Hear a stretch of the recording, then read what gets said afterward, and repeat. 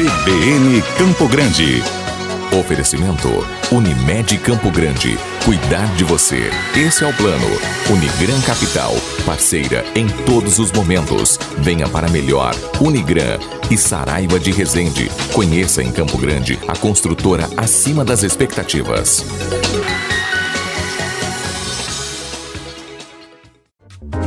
E no quadro CBN Direito desta terça-feira, nós vamos falar sobre compliance trabalhista. Compliance significa executar, cumprir, satisfazer, estar em conformidade com a legislação vigente. É um programa de gestão de riscos que permite à empresa otimizar custos e potencializar o próprio crescimento. Esse programa é composto por 10 pilares e sobre esse assunto nós vamos conversar agora ao vivo com a advogada Mariana Tomé. Doutora, muito bom dia, obrigada por atender a CBN e falar com os nossos ouvintes. Bom dia a todos. É um prazer estar aqui com vocês, podendo falar um pouquinho mais sobre compliance trabalhista. Doutora, antes da gente falar um pouquinho sobre esses 10 pontos, a gente gostaria que a senhora começasse explicando sobre a importância desse programa para uma empresa. Bem, o compliance ele é de suma importância principalmente para que as empresas consigam estar em conformidade com a lei e ter um crescimento saudável. Muitas pessoas às vezes acham que é um programa voltado para grandes empresas e aí que elas se enganam, porque as pequenas e microempresas também podem implementar o programa a fim de potencializar a sua gestão, otimizar os seus lucros, reduzir os seus riscos. É um programa que tem muito a contribuir para a empresa de um modo geral. E o que seria a avaliação de riscos? Essa avaliação de riscos, ela significa avaliar os riscos que a empresa tem. Toda empresa de grande, médio, pequeno porte possui riscos inerentes à sua atividade. E quando a gente fala no compliance voltado à área trabalhista, nós estamos falando, por exemplo, de uma cobrança de metas exageradas.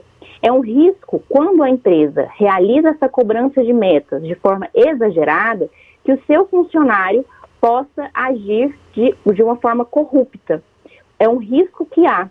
Justamente para avaliar a possibilidade de que aconteça esse risco, nós temos o programa de compliance. Como que nós fazemos, então, nesse caso concreto? Estabelecendo metas palpáveis para que não haja o risco de que o funcionário seja corrupto dentro da empresa e, porventura, essa empresa seja condenada, caia na mídia, né, e não seja bem vista aos olhos até mesmo dos investidores. É uma avaliação feita com o fim de otimizar, de ter um equilíbrio e integridade dentro da empresa. E outro pilar importante é em relação ao controle interno. Eu gostaria de saber como é que funcionaria esse controle interno. O controle interno ele está vinculado à avaliação de riscos, né? Primeiramente, a gente faz essa avaliação de riscos dentro da empresa. Feita a avaliação de riscos, percebi que tenho essa cobrança de metas indevida. O que eu vou fazer? Um controle interno para que essa cobrança de metas seja palpável. Eu vou controlar a atividade empresarial a fim de evitar que haja fraude, que haja riscos, que haja corrupção. Um exemplo, o controle interno, né, ele basicamente vai evitar que haja fraudes. Temos vários tipos de controle interno. Um exemplo é dentro do procedimento de demissão. Quando eu vou demitir um funcionário, se ele foi demitido por justa causa, eu vou ter um controle interno para verificar o que foi feito, qual a atitude da justa causa. Realmente foi feito, ele foi subordinado durante muito período, ele jogou, tem a justa causa por jogos já, que tem que ser uma prática continuada. Então, se ele foi demitido por uma prática continuada desses jogos de azar, teve alguma averbação, do empregado, é um controle que nós vamos fazer a fim de evitar essas fraudes e de otimizar a gestão. O controle de ponto também é uma forma de controle, para ver se o empregado... Hoje em dia a legislação ela prevê, né, legalmente a obrigatoriedade de controle de ponto para as empresas que têm mais de 20 funcionários. Mas a gente sabe que o ideal é que mesmo que a empresa tenha 2, 3, 4 funcionários, o ideal é sempre que ela tenha esse controle de ponto, controle interno, que visa evitar fraude, visa evitar os riscos que podem aparecer durante a relação de trabalho. E doutora, falando agora sobre a criação de um canal de denúncias, o que a empresa tem que levar em consideração para criar um canal de denúncias? Esse canal de denúncia, para mim, é uma das mais importantes. O canal de denúncia, muita gente conhece como ouvidoria. O que é esse canal? É um canal que visa receber denúncias de atos ilegais, de atos imorais que acontecem dentro da empresa. Como que ele pode ser feito? Sugere que a empresa tenha feito no próprio site, né? Ou pode ser um questionário online, se for o caso, um telefone. Se a empresa não dispõe de orçamento, pode ser feito aquelas caixinhas, o fato, e coloca na caixinha para que alguém receba. São denúncias feitas a fim de apurar determinado evento. Por exemplo, dentro da empresa, se eu tenho um gerente que é assediado, o empregado que é assediado, ele pode ingressar nesse canal de denúncia e denunciar essa atitude do seu gerente. A intenção é o quê? Ter o clima dentro da empresa harmônico, porque a gente sabe que colaboradores produzem bem quando eles têm um ambiente que corrobora para que haja essa produtividade. Vai ter para saber o que está acontecendo dentro da empresa, se tem alguma conduta ilegal, imoral, fazer com que a empresa tenha conhecimento das regras legais. E, doutora, aí a empresa vai investigar se realmente está com aquela denúncia que ela recebeu. O que a empresa precisa respeitar para realizar essa investigação?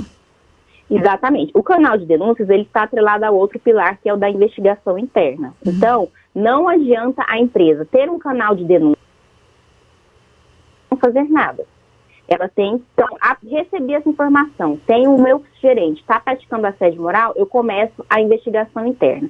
Nessa investigação interna, se a empresa possui uma equipe, um jurídico, uma área de recursos humanos que possa dar continuidade à investigação interna, muito bem. Se ela não possui, ela pode contratar um advogado ou uma equipe especializada para que conduza essa investigação.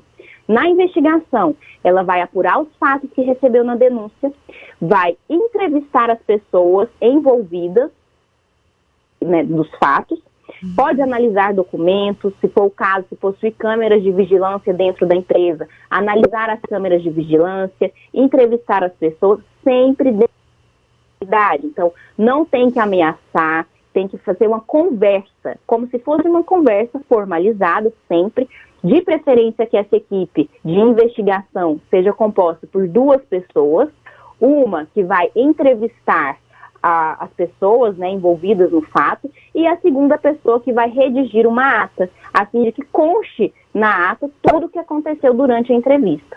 Ao final dessa investigação, a última pessoa a ser entrevistada é aquela pessoa que deu fundamento para a denúncia, né? No caso desse exemplo, seria então o gerente que comete o assédio moral, ele será a última pessoa a ser entrevistada.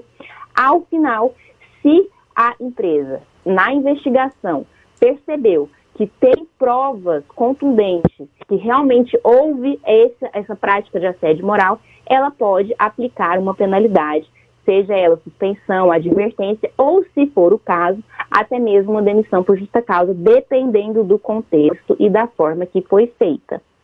E, doutora, para a gente finalizar a entrevista, eu gostaria de saber como que o compliance pode ser introduzido dentro de uma empresa. O compliance trabalhista, ele é uma ferramenta, via de regra, de um custo elevado, é um investimento com custo elevado. Por quê? Ele é diluído, ele não é um programa que eu vou implementar em um mês. Ele é um programa que normalmente demora de 1 ano a 1 ano e meio para ser implementado. Por quê? Ele precisa de uma mudança da cultura da empresa. A empresa toda, todos os colaboradores, os gerentes, a alta administração, precisa compreender de que é um programa que precisa de que todos tenham consciência dele e andem de mãos juntas. Então, o ideal é que esse programa seja implementado a fim de otimizar a gestão trabalhista, a fim de otimizar os lucros da empresa, e para que eu possa implementá-lo, eu posso procurar ou setores de RH, né, que têm essa formação, advogados que também possuam essa formação para auxiliar a empresa. Se a empresa acha que não vai ter um capital de grande porte para investir no programa, ela pode começar com as ferramentas, né? São 10 ferramentas que nós temos. Se for o caso, ela pode começar com um código de conduta ou começando a ter um controle interno. Depois ela pode fazer um canal de denúncia e aos poucos ela vai se adaptar ao programa de compliance. Doutora, muito obrigada por atender a CBN Campo Grande e também falar com os nossos ouvintes. Obrigada a vocês pela oportunidade, foi um prazer e estou à disposição. CBN Campo Grande.